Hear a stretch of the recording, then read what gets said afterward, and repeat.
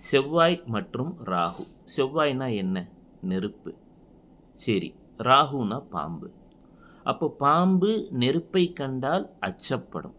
எங்கெல்லாம் ஜாதகத்தில் செவ்வாய் ராகு சம்பந்தம் இருக்கோ, செவ்வாய் ராகு சேர்க்கை இருந்தால் சில சமயங்களிலே சட்ட சிக்கலை தந்துவிடும்.